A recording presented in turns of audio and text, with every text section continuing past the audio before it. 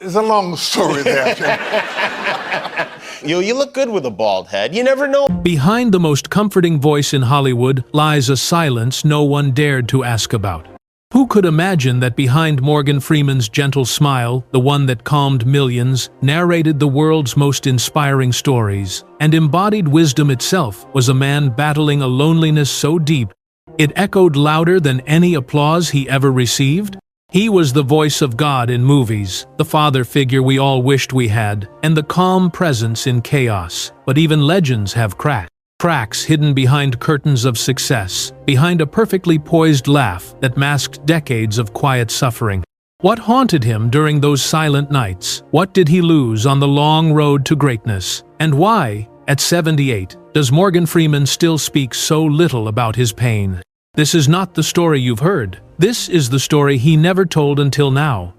Because to truly understand Morgan Freeman, you have to step into the silence behind the spotlight and listen closely. Morgan Freeman was not born into greatness. He was born into absence. On the 1st of June, 1937, in the segregated town of Memphis, Tennessee, a baby boy took his first breath in a world designed to suffocate his dreams. His parents, May Edna, a teacher, and Morgan Porterfield Freeman, a barber, were barely holding themselves together. By the time he was 1, his mother had already packed him off to live with his grandmother in Mississippi. That wasn't a choice, it was survival. The first man who was supposed to love him, his father, vanished into silence, alcohol, and eventually, death. Freeman once said, "I barely knew him." Imagine that. A boy growing up with no memory of the man whose name he carries. What filled that void? Not affection, not security, but the echo of a man who was never there. As a child, Morgan was passed around like a burden shuffled between relatives, homes, and towns. The walls around him changed often, but the loneliness stayed.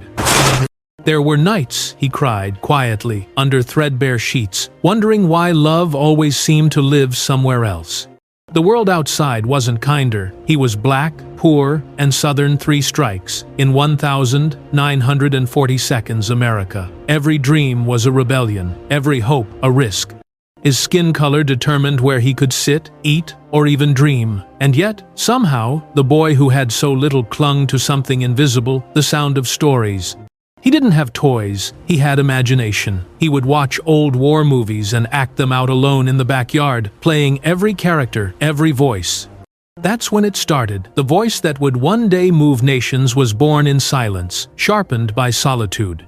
But poverty and racism weren't the only trials. He suffered from pneumonia repeatedly, and once nearly died before the age of 10. And just when he thought he found stability, tragedy would knock again, the death of his beloved grandmother, the only figure who gave him a sense of home. He was just a boy, but life never let him be one. There was no time to feel sorry for yourself, Freeman later said. You just kept moving.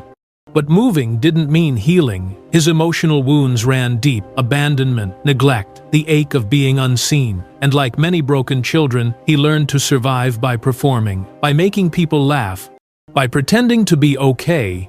By the time he reached his teens, Morgan Freeman had already lived through more pain than most adults. And yet, deep inside him, there burned a flicker, a whisper, a promise that this would not be the end of his story. Morgan Freeman didn't become a star overnight. In fact, for decades, he wasn't a star at all. His first true love wasn't acting, it was flying. As a teenager, he dreamed of becoming a fighter pilot. He turned down a drama scholarship to Jackson State University and enlisted in the United States Air Force. But reality hit hard when he finally stood in front of a jet and realized he didn't want to kill. He wanted to soar, but not like that. So, he walked away from the military and toward something even more uncertain: the stage.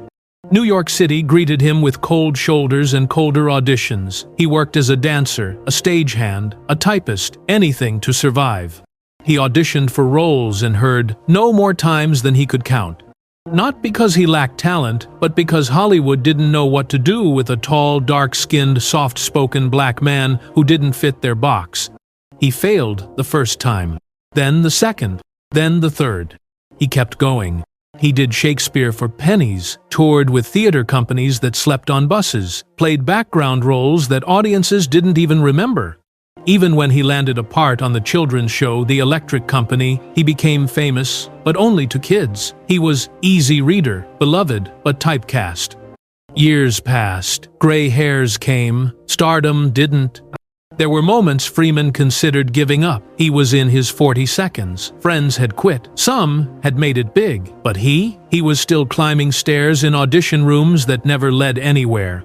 "I thought maybe I had missed the train," he once admitted. But the truth was, his train hadn't arrived yet because it wasn't his time. The turning point came not with a role, but with a decision. Freeman vowed to stop chasing Hollywood's approval and start honoring his own worth. He chose stage over comfort, truth over trend. And slowly, the tide began to turn. Critics noticed. Audiences leaned in. And soon, the man who had spent decades in the shadows began to command light, not with noise, but with presence. Morgan Freeman didn't explode into fame. He earned it word by word, scene by scene, heartbreak by heartbreak. Because sometimes, greatness doesn't roar. Sometimes, it waits.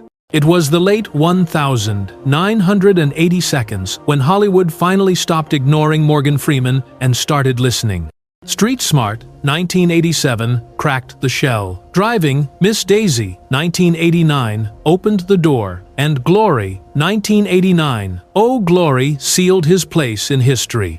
The man who had once begged casting agents to see him was now the face of powerful, complex characters that redefined black masculinity on screen. Then came The Shawshank Redemption, 1994. His voice, calm, deliberate, eternal, became the narrator of hope itself. Audiences didn't just watch Freeman, they trusted him. He was no longer just an actor. He was a symbol, a presence, a truth. And with Million Dollar Baby, Bruce Almighty, and eventually Invictus, the Academy Awards followed. The money came, the reverence, the global acclaim. To many, Freeman had it all. But all is a dangerous illusion. What fans never saw were the hotel rooms, always empty after the applause, the quiet plane rides from one set to another, the solitude of being too famous to connect, too revered to be real. He once said, "People think success heals you, but sometimes it just gives you a better suit to hide the pain." Behind the aura of wisdom was a man still wrestling with aging, isolation, and the scars of a childhood that never stopped echoing. He had spent so long being the voice of reason for others that no one ever stopped to ask what his voice needed to say. He was everywhere, but rarely at peace. And fame, like a beautiful mask, began to blur the man beneath. He lost relationships to time, to distance, to misunderstanding. He carried personal tragedies quietly, shielded from headlines, but etched into his demeanor. Hollywood worshipped him, but worship isn't love, and reverence doesn't hug you goodnight. Yes, Morgan Freeman had finally reached the top, but the view was lonelier than he'd ever imagined. In 2008, at the height of his global reverence, Morgan Freeman's life shattered quite literally. He was driving late at night near his Mississippi home when his car veered off the road and flipped multiple times. Emergency responders had to use the jaws of life to cut him out of the wreckage. The world watched in horror as news broke. The man who had walked through fire in films was now barely clinging to life. His left hand was crushed, nerves severed beyond repair. For years, the public didn't notice, but Freeman was in constant pain. He often wore a compression glove to circulate blood. He couldn't ride horses anymore, couldn't sail, couldn't play golf, one of the few joys he treasured. Even his iconic posture began to shift, slightly stiffer, slightly slower. But the pain in his body wasn't the worst. Soon after the crash, tabloids swarmed with headlines more brutal than any wreckage. A lawsuit from his passenger, rumors of affairs, whispers that shook his public image to its core. The man once held as untouchable, moral, dignified, near saintly, was now a target. Paparazzi dug mercilessly into his personal life. He became a spectacle, a rumor, a trending topic, not for his wisdom, not for his legacy, but for the shadows he never asked to have exposed. Freeman, the man who narrated The Story of God, suddenly found himself abandoned by the very media that once deified him. People judged him without knowing him, and perhaps worst of all, they stopped listening. He disappeared from the spotlight for a while. Fewer interviews, fewer appearances. The roles didn't stop coming, but something inside him did.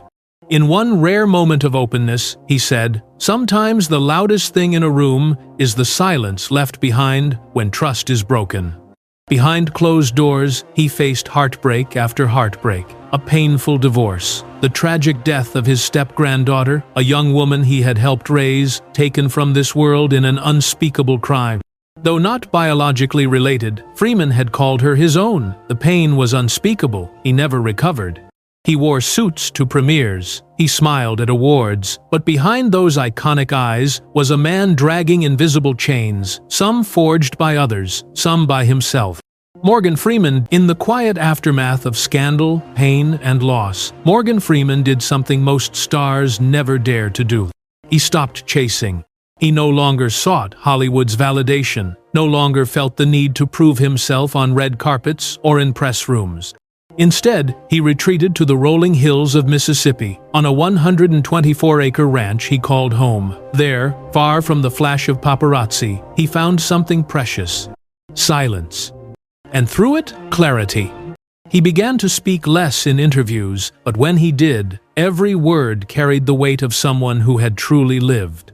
His voice, once an instrument for scripts, now became a vessel for something deeper: reflection.